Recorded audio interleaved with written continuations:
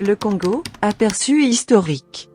L'histoire du Congo moderne commence en 1482, quand l'explorateur Diego Cao, aux ordres du roi du Portugal, se rend aux Indes à la recherche des richesses et autres produits exotiques. Abordant les côtes africaines, il découvre, par hasard, l'embouchure du fleuve Congo. Émerveillé par ce qu'il voit, Diego Cao rebrousse chemin, regagne immédiatement le Portugal et informe son mandant de l'importance de sa découverte. Revenu sur les lieux en 1484, Diego Cao va explorer les régions environnantes. Ayant pris la tête d'une expédition des navigateurs, l'explorateur portugais remonte le cours du fleuve sur 137 km, mais il est repoussé par le flot écumeux des chutes de Yelala, aux encablures de Matadi, en République démocratique du Congo. C'est en ces lieux qu'il fait connaissance avec le royaume Congo, car c'est à Soyo qu'il entre en contact avec les populations noires, les Bantous. Diego Cao prend ses quartiers et s'installe, pour le moment, dans le royaume.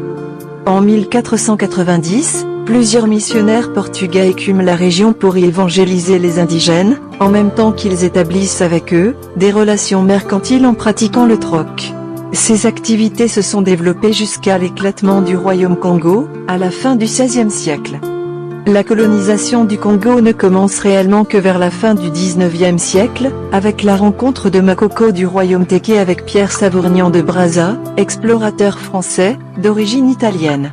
Les deux hommes concluent Ambé, un traité qui permet à de Brazza d'obtenir du roi, une portion du territoire de Nkuna en vue d'y installer une station française. Savournian de Brazza descend le cours du fleuve Congo, le plus rapidement possible, et prend possession du pays qui s'étend sur la rive droite entre les rivières Impila et Djoué.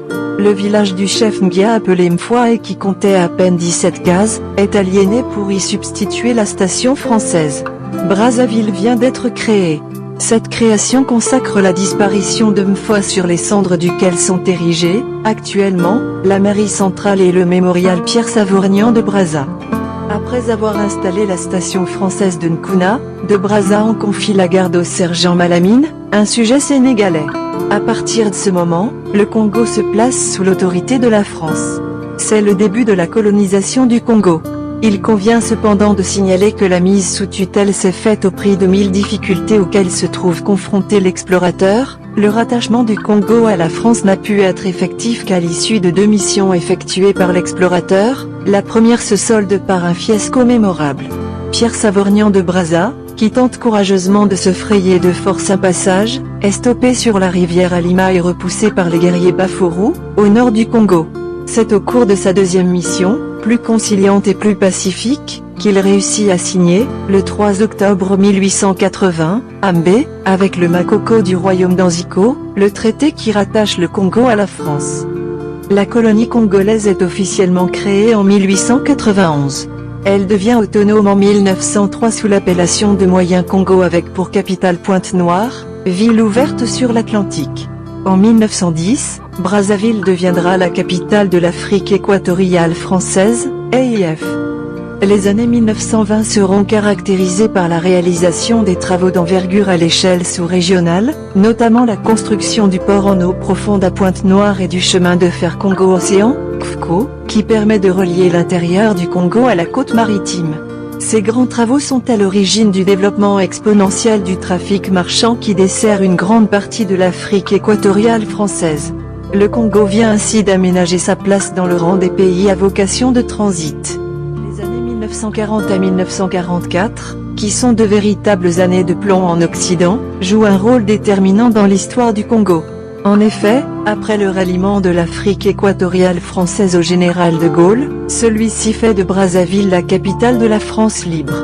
Ses déclarations et ses appels sur les antennes de radio Brazzaville, sa longue remontée de la 2e division blindée, D.B, du général Leclerc, la conférence des gouverneurs généraux de 1944 sont autant de faits qui lient profondément Brazzaville à l'histoire de la France. Pour des raisons évidentes, Brazzaville voit s'ouvrir, le 28 janvier 1944, les assises de la conférence de Brazzaville sous la direction du général de Gaulle. Cette conférence connaît la participation de toutes les éminences que pouvaient compter les colonies françaises telles que Félix Éboué de l'Afrique équatoriale française et IF, Kournari de l'Afrique occidentale française à Off, Samar de l'île de Madagascar, Capagori de l'île de la Réunion, et Saleur de la côte de Somalie.